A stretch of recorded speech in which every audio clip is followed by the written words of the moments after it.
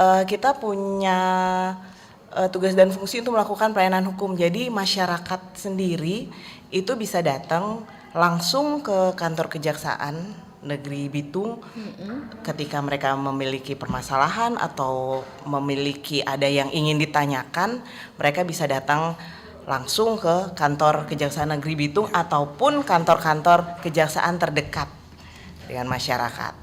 Tapi kalau Halo JPN, misalnya kalau masyarakatnya ini mungkin dia nggak ada waktu untuk datang atau kejauhan, bisa melalui Halo JPN. Jadi Halo JPN itu bisa diakses melalui Google. Jadi dia bisa masuk dari aplikasi itu dan nanti melakukan tanya jawab di situ melalui aplikasi itu. Gitu. Halo JPN sendiri ini aplikasi, Bu. Pada dasarnya ini aplikasi yang dikeluarkan oleh Jaksa Agung Muda Perdata dan Tata Usaha Negara waktu itu Pak Ferry Wibisono dengan program untuk mempermudah akses masyarakat dalam hal menerima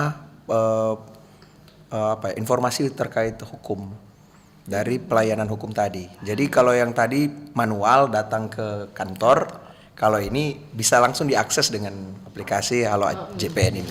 Secara umum pelayanan hukum itu bisa di semua golongan, baik dia swasta maupun pemerintah, orang perorangan ataupun berbadan hukum, tidak apa-apa, boleh kita layani.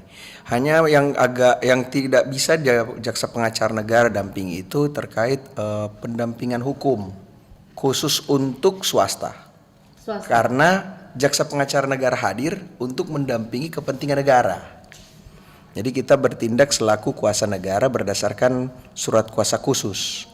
Jadi contoh ada kepentingan pemerintah atau BUMN, BUMD dan urusan pemerintah. Sedangkan kalau urusan swasta kita hanya memberikan pelayanan hukum seperti konsultasi hukum, memberikan pendapat hukum di situ. Untuk hanya terkhusus terkait legal assessment itu, assessing. Jadi kalau perorangan seperti apa? Kalau perorangan kita bisa dampingi tapi tidak bisa pendampingan hukumnya bukan merupakan pendampingan langsung seperti menjadi kuasa. Kita hanya bisa memberikan pendapat hukumnya. Langkah yang terkait permasalahan hukumnya ini solusinya ini seperti itu. Jaksa menyapa sahabat kita semua.